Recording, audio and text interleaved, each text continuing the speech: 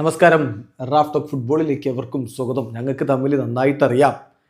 അതുകൊണ്ട് അദ്ദേഹം എന്താണ് പറഞ്ഞതെന്നും എന്താണ് ഉദ്ദേശിച്ചതെന്നും എനിക്ക് നന്നായിട്ട് മനസ്സിലായിട്ടുണ്ട്. സാബി അലോൺസോയുടെ മറുപടിയാണ്. നമുക്കറിയാമല്ലോ, പെപ് ഗാർഡിയോള പലപ്പോഴും ഒരു പത്രസമ്മേളനത്തിലേക്ക് എത്തുമ്പോൾ ഇങ്ങനെ കുറേ കാര്യങ്ങളൊക്കെ പറയും. കുറേയൊക്കെ തമാശയായിട്ടും കാര്യങ്ങൾ ഇൻട്രസ്റ്റിംഗ് ആക്കാൻ വേണ്ടിയിട്ടൊക്കെ അദ്ദേഹം പറയുന്നതാണ്.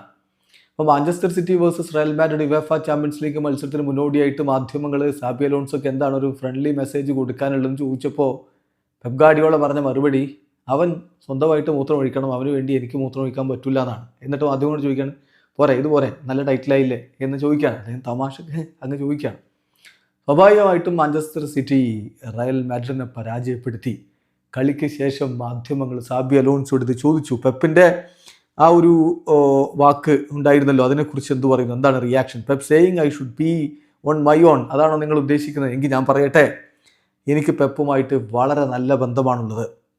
ഞങ്ങൾക്ക് രണ്ടുപേർക്കും നന്നായിട്ട് പരസ്പരം അറിയാം.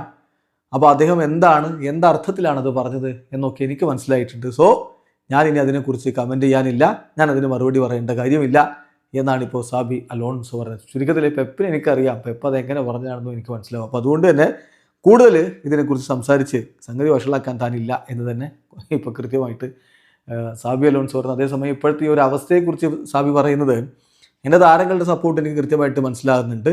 ഞങ്ങൾ നല്ല രൂപത്തിൽ തന്നെയാണ് സ്റ്റാർട്ട് ചെയ്തത്. പക്ഷേ ഇനി ഞങ്ങൾക്ക് ഒരുപാട് ദൂരം മുന്നോട്ടേക്ക് പോവേണ്ടതുണ്ട്.